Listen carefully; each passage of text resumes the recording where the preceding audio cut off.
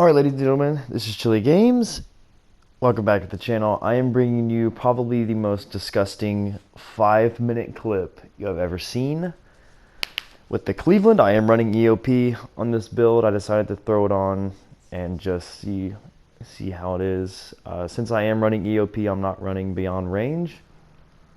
Before, you could get along quite nicely because the fire chance wasn't inhibited, but I believe with the choosing the 2% fire chance on Scott on the first slot instead of beyond range gives me 9.5%.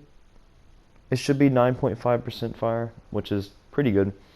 You might say it's pretty bad, but you gotta understand that you have the benefits of EOP, which means you can pin battleships. You can do a lot more damage to things like Wichita. You can pin Wichita anywhere with AG, and it just makes your life a lot easier. And the 9% chance of fire or 9.5 really, is actually really good when you consider you're shooting 12 shots every 5 seconds.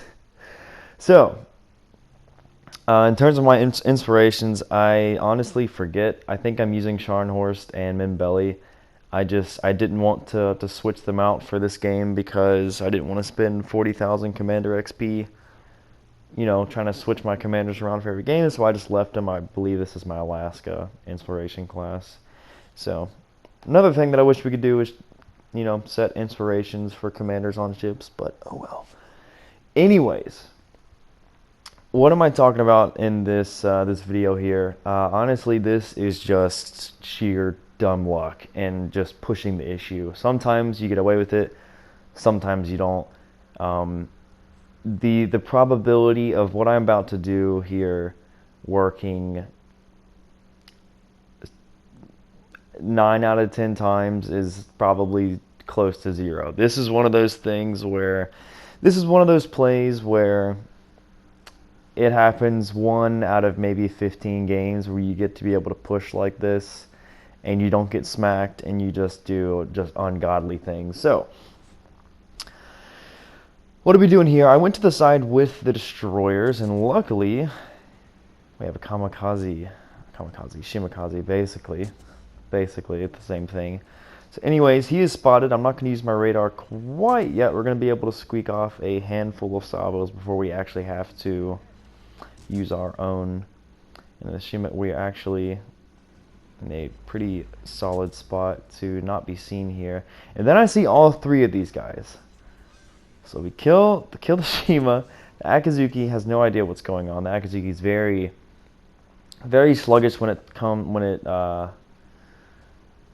terms of trying to get away from situations like this. The Akazuki is a very, very sad ship indeed in this spot. So I end up going for it here. I see 3 DDs. I know there has to be some sort of battleship behind the Yamato, but I'm just like, you know what? If I can trade my life and kill all 3 of these DDs right now, then I think it's worth it. And right here, the Conqueror shows up with his concealment mod in the middle of the map, and I'm just like, okay, crap. Right here, I'm debating, okay,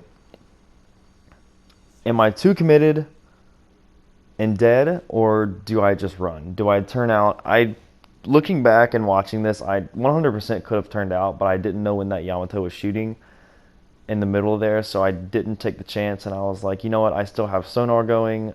Let me go find this Fletcher. If I can dedicate my life to at least killing the Fletcher, and here he is right here, then I'll be okay with it.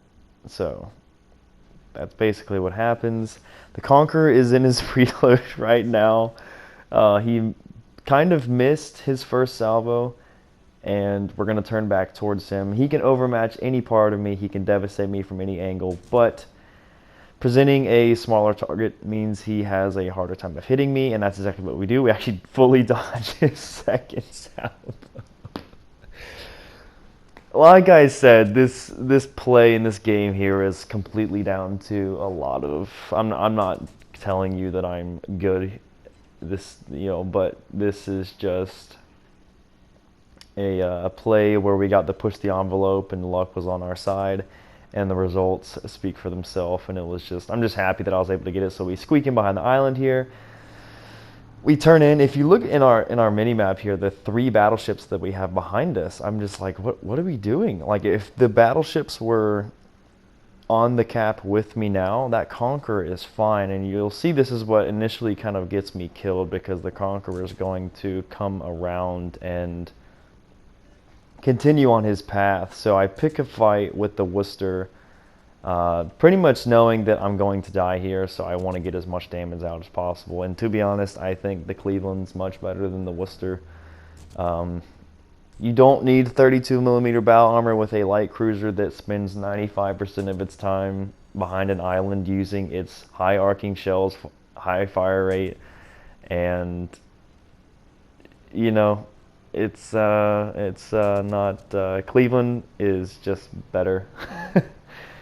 It's just better. Has better gun angles, better I don't know, better HE alpha by 100. Worcester gives us broadside, and that is the worst decision you want to do in any cruiser versus a Cleveland. We actually squeak them out here, and they see the Conquerors coming into the cap. We turn the corner, lucky us. The Yamato is actually in a perfect spot to smack us. We don't die somehow. Conqueror is actually on the way out into that cap circle. He's about to 1v3, so we had to run. We're free from the Conqueror. I'm honestly just happy that we got the 3DDs and we were able to evade the Conqueror. And the Yamato is, I turned broadside here. I'm just like, you know what, let me check out the things here. If he overpinned here, I would have literally cried laughing. I decided to take my luck. He was going to kill me anyways. Gets the kill on me. This game is over. If you realize from the first shot that I took, it was from the first shot that I took at that first Shimakaze versus where I died, that was 4 minutes and 17 seconds. So in that time span, 4 kills, 1 solo cap, 104,000 damage. 4 minutes, 17 seconds. This is 100% my highest probably base XP score per minute ever. And I was debating putting the score in the thumbnail, but take a guess how much base XP we're going to get for this game. And if you've already seen it, if you've already seen a screenshot in Discord, don't.